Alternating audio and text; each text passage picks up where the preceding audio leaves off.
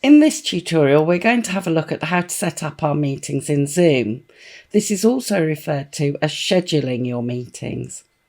I'll be taking you through all the different basic settings and I'll explain what they all mean. We'll be doing this from the meeting section on the website, but you can schedule your meetings using your desktop app or your mobile device.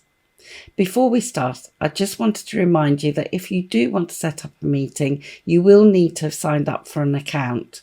It's free to sign up and you can do this from the website. So the first thing I need to do is to sign into my account. I can do this from the Zoom sign-in page.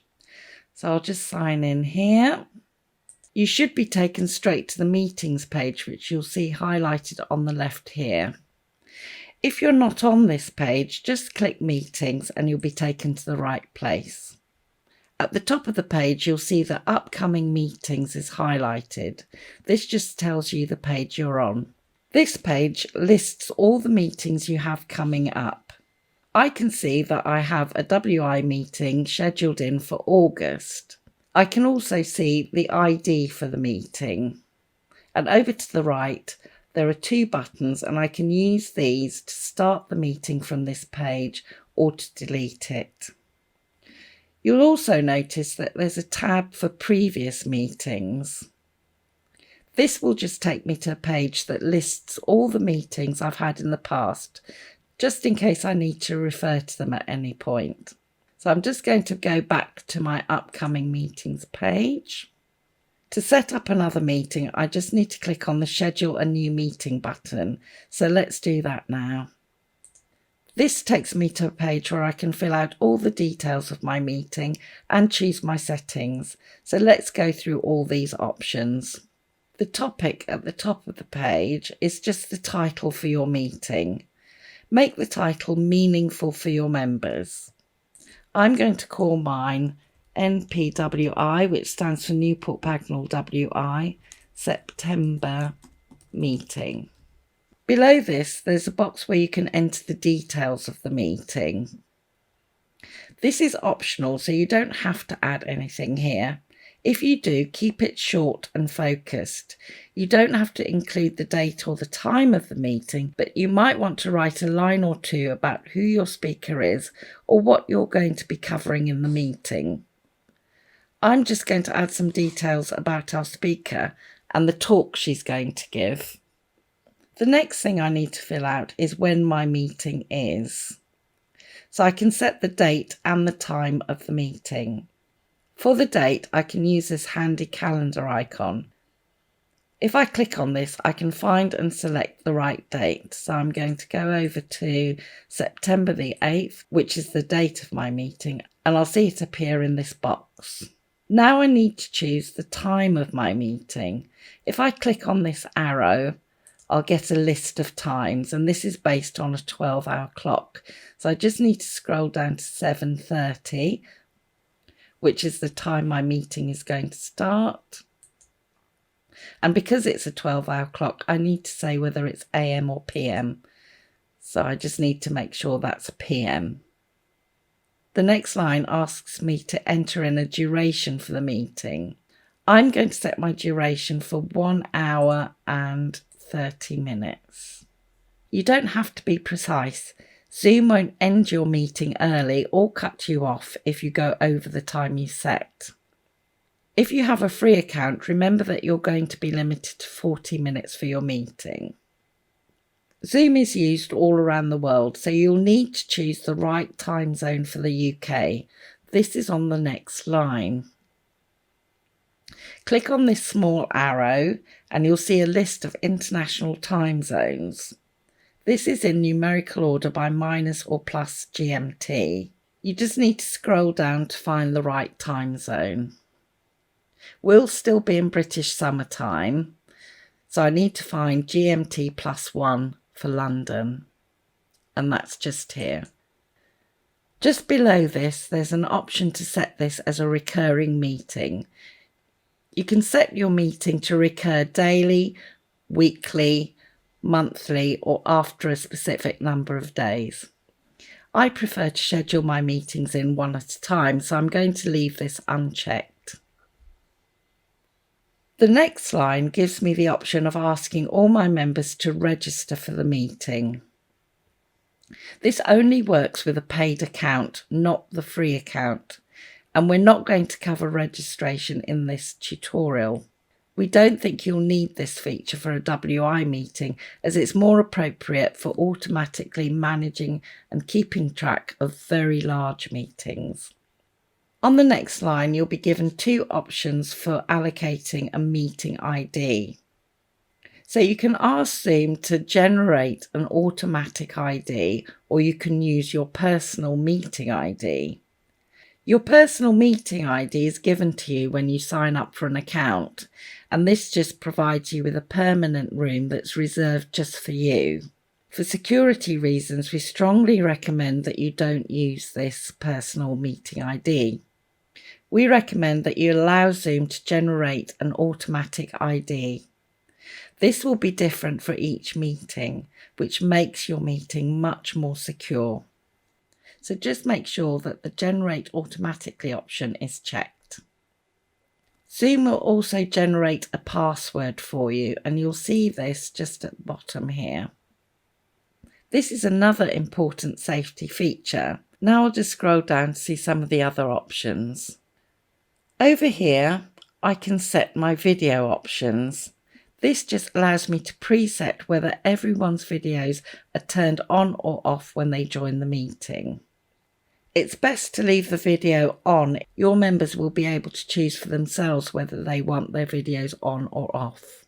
The audio option is just here, and this allows you to determine whether people will be joining by telephone or using their computer audio.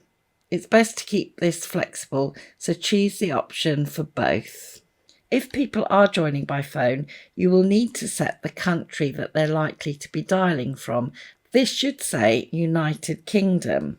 If it doesn't, just click on the edit link here, and you can search and select the United Kingdom. Remember to save this. Now I can move on to my meeting options. You'll see that two of these are checked by default. These are the Enable Join Before Host and the Enable Waiting Room options. So Enable Waiting Room is a security feature. This is really important, and you do need to make sure that this is checked. What this means is that when people join your meeting, they'll be put on hold until you admit them into the meeting. This means that you know who you're letting into the room. The Enable Join Before Host option just allows people to join the meeting before you do. However, if you have Enable Waiting Room checked, this won't have any effect. So you can just uncheck the Enable Join Before Host option. Let's just have a look at some of the other options that are available. Mute participants on entry is just here. This sets people's microphones to mute when they enter the meeting. It's best to leave this unchecked to avoid confusion. Your members can turn their microphones off themselves if they want to. Over here you'll see an option for only authenticated users can join. You need to leave this unchecked. This option is only available for paid accounts and just allows you to restrict people joining your meeting. It's an advanced feature and you don't need this for a WI meeting. The breakout room pre-assign option allows you to assign breakout rooms before the meeting. You won't need this checked unless you plan to use breakout rooms, and we'll cover that in a later tutorial. Beneath this, you'll see the Record the Meeting Automatically option. You can record your Zoom meetings, and this option allows you to start recording as soon as you start the meeting. We would recommend that you leave this blank. If you do want to record your meeting, you can start the recording from the meeting itself. And this gives you an option to warn your members that you're planning to do this. Remember that some of our members won't want to be recorded, so you need to take this into consideration. Finally, right at the bottom, you'll see a box for alternative hosts.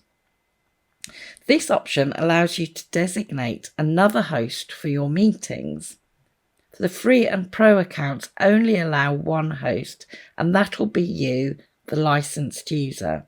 To add additional hosts, you would need to pay extra. It's unlikely that you'll need to do this, so we'll just leave this blank. And now all you have to do is to save everything, so I'll just click the save box. You can now see a summary of all your details and you can check that everything's fine. If I need to edit anything, I can use the edit button, which will take me back to the form, and you'll find that in the bottom right hand side of the page. So if I click that, it'll take me back to the form. And if I make any changes, I'll just scroll down to the bottom and click save.